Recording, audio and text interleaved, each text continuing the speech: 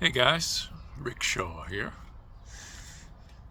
My wife and I had a pretty good day. We got our certificate of title for the car, so we went down to they call it the BMV here, Bureau of Motor Vehicles, and you punch in on a little kiosk there.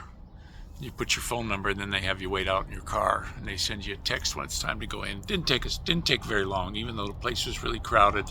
I thought it went real fast. Well, we got up to the window. The guy said the car needs an e-test, so he gave me a paper with directions on how to get there. So we zipped over there, and when we got there were a few cars, but the guy way over on the right waved us in. And start to finish, I don't even think it was 10 minutes. It was a real quick thing. They check your gas tank, and then they plug into your computer. And we headed on back, and of course you had to go to the kiosk again, and we waited out in the car for not too long, about 10 minutes, and then they called us in, and I was able to go right up to the window, and I got my plate. It was like $81. I got that. It's on the car now, so we're in good shape. Don't have to worry about the temporary tag running out, because it was going to run out here in a couple days. So I'm glad that's finally done. But the BMV down there, as crowded as that place was, I was really surprised how efficient it was. A lot of people complain and they're waiting this, that, and the other. I thought it went pretty smooth. It worked out really good. It's a shame they got to have an e-test, because these cars, if there's something wrong with the emissions, the check engine light comes on and they go into limp mode half the time anyway. But there's no charge for the e-test, by the way. I asked the guy, I said, how much is that going to cost me? He says, just go down there, it's free. And they gave me the paper. I have it in the visor now, along with all my other stuff. And we're good up till next year on the plate. So I'm pretty happy about that. And everything else is going pretty good. Kids got a lot of stuff coming up. They got a roller skating thing coming up here next month. One of the kids is having a roller skating party, and they all got invited. So that was pretty neat. And I forget, Dorothy's got something she's going to be going to. They got stuff's happening before the summer break. So, but we actually had the air conditioner on in the car today. This is the second time we've had it on.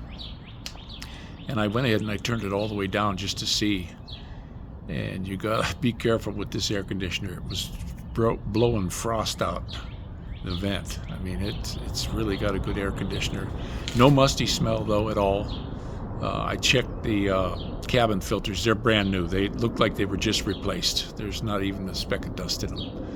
And there's a couple of them in there. Real easy to get to.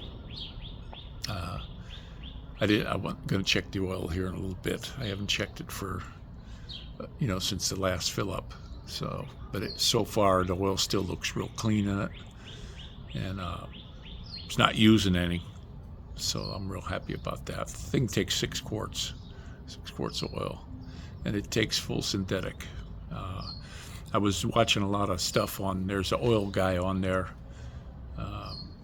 I can't remember the name of him, but he's an oil geek. He's got a really good channel on there, and he was talking about the different oils, and I was going to put AMSOIL in there, and he tested all the oils, and for price wise, he come out and said, Napa, you get a gallon of it for $20 of the oil I need. It takes a special oil in this thing, and you have to put in what they call for. So I think it's Dextrose 1. And so I'll probably use the Napa. I'm gonna I'll buy a thing this coming payday, and then next payday I'll buy another, have an extra quart in the back. I'll buy an extra 2 in the filter. And I like on this one, the filter is vertical, so I can fill it up with oil before I screw it back on. Most of them, they're horizontal, so you can only put it about halfway full. I don't want to dry start the car. I wish they would make cars where you had a button you could push that would pre-oil it. Have a pump that would pre-oil your engine, and you would not get the wear that you get. But they don't offer that. They want your car to wear out. But we're really loving this buggy so far. I mean, it goes really good down the road. It's amazing the power it's got. You know, I don't floor it hardly ever, but if you get into a spot and you need power right off the bat, it's got power aplenty, guys. It's unbelievable. It's like a little sports car, and I really like it. I'm getting some beautiful sunshine right now. I decided to come out here. There's a little raccoon. I don't know if you can see him. And we used to have about 7 or 8 of them. He's over at the garbage can right now. But we're really liking the car. Just a fantastic buggy. I did see a thing on there, you know, since it's direct injection. And I was thinking, oh, this is one of them ones they got to take it apart to clean underneath the valves and all this. Well, I watched a tutorial on YouTube.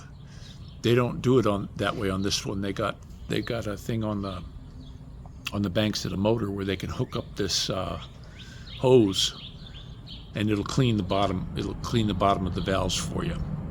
So you'd have to look online to see what I'm talking about. It's tough to explain it, but I'll probably, when I take it up to the dealer to see what it needs, I'll call the salesman and see what's due on it, and if it needs to have that done. The only other thing I saw on the YouTube that where these cars have a problem is the time and chain. So when they call for a time and chain replacement, I'm not going to dig around. I'm going to replace it. I'm just going to go ahead so that we don't have any problems at all. And but so far, well, I'm telling you what, I just love it. I like that it's so quiet and it rides so nice. We saw a guy today when we were going into the BMV. He was saying he had one, and we were talking to him a little bit. Said it was on the Cadillac frame. I didn't know that, but it rides pretty good. It's a heck of a buggy. I like all the features on it. The one thing that's funny that I wish it would do, they probably got a reason they don't do it though, but when you come up to the car and you got the key fob in your pocket, the trunk is automatically unlocked, so you just hit the lever and the trunk will pop open. But it doesn't do that for the doors. You got to push the button for the doors. So, but I don't know why that is, but I tell you what, I sure am getting some beautiful sunshine. It's about time. I need the vitamin D, and my hair's starting to come back, guys. Not too bad. Beard's starting to come back in. I'm feeling somewhat better from all this. I got lots of appointments coming up. I got one Friday, I got one Monday, Tuesday, and then I got another one on Thursday, and then Friday. They're going over me with a fine-tooth comb. He said so they can release me today every 3 months. Now, the last time I went in the hospital, my red blood count was down to 6.7, which they said you need to get to the emergency room. And I got some blood. Now, this time when they checked it, when I went in yesterday, they said, no, you're good. I was 8.7, something like that. And they said no need for transfusion. But they want to find out where's the blood going. You know, why are my red blood cell count going down so low? Because they would think that there's a bleed somewhere, but they can't find one. So they're really gonna test me and find out what the scoop is going on. So that's where we're at right now. But when the sun shines, I feel better. I just love this, soaking up some of this heat. For me, I'm one of them guys, the hotter the better. You know, if it's 100 degrees, that don't bother me a bit.